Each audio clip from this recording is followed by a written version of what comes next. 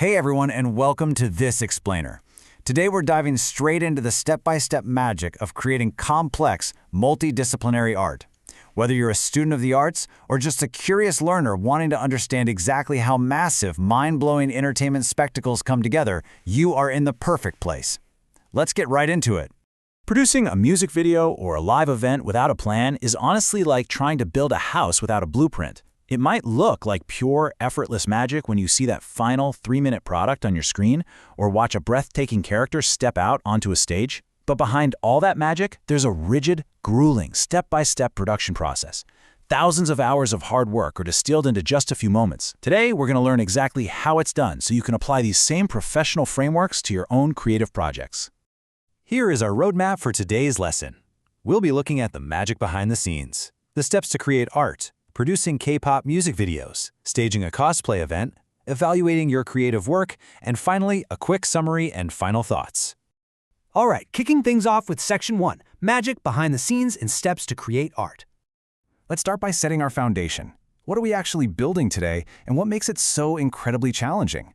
The crucial thing to understand is that elements like music, dance, camera work, and costume design are completely distinct art forms. Mastering just one of them takes years. But when you produce something like a K-pop video or a cosplay showcase, these elements must merge perfectly to create one unified, seamless experience.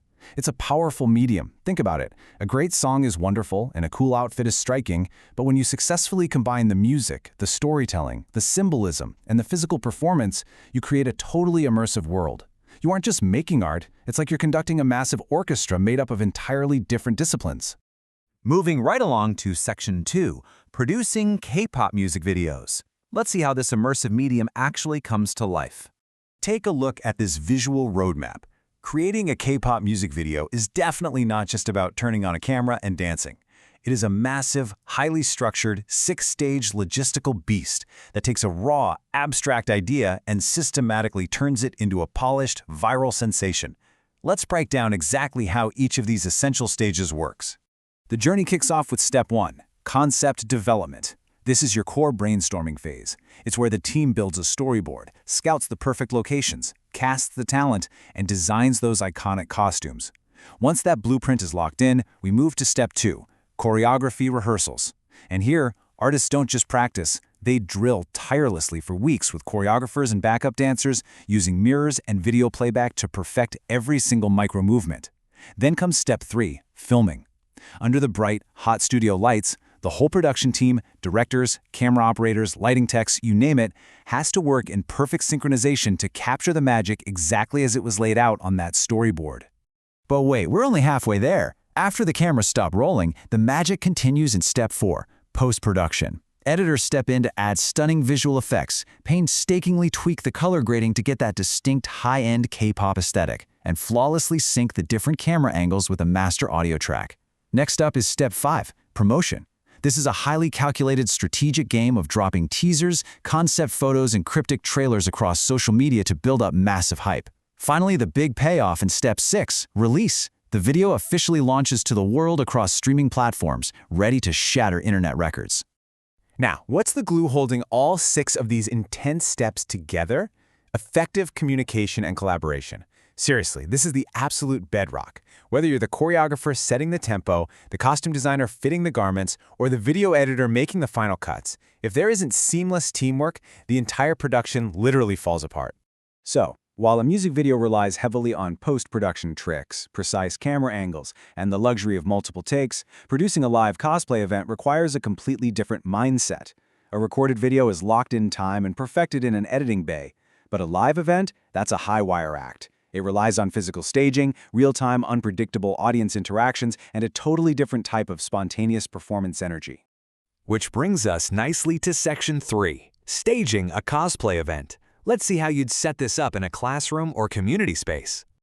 Just like K-pop, producing a cosplay event demands a strict blueprint. Cosplay is incredibly fun. It blends intense fandom, identity expression, and strong community building. But to actually host an event for it requires serious structure. Here we have a precise 5-step visual roadmap for making sure your live event is successful, tangible, and deeply immersive for everyone.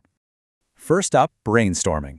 Teams need to sit down to discuss overarching themes, pick their characters, and figure out the actual physical logistics of building their costumes, like how exactly do you construct armor out of EVA foam or sew a complex cape? Second is rehearsals. Unlike a K-pop dance routine, a cosplay rehearsal is all about theatrical acting. Students practice specific dialogue, signature gestures, and facial expressions to pull a 2D drawing out into the real world. Third is event setup. This is the physical grunt work of transforming a standard room into dedicated stages and atmospheric stations, complete with props and backdrops. Then the event peaks with Step 4, the cosplay parade. This is the live showcase where students finally present their intricate costumes, perform brief skits, and, most importantly, stay completely in character while interacting with the crowd. Finally, Step 5 is reflection. Honestly, for students and creators, this is arguably the most critical part of the learning process. It's a comprehensive discussion where everyone systematically deconstructs what worked, what failed miserably, and what they learned about the immense effort required in live production. Reflection is where the experience actually cements into knowledge.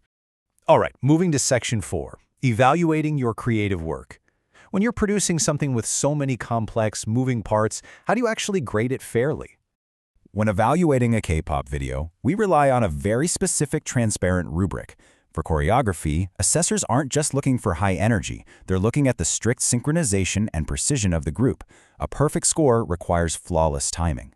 For costumes and styling, they assess whether the outfits actively elevate the core concept or if they're just generic clothes. And stage utilization is huge. Are the performers using dynamic levels, varied formations, and props effectively to tell a compelling visual story? Or are they just standing static in a straight line?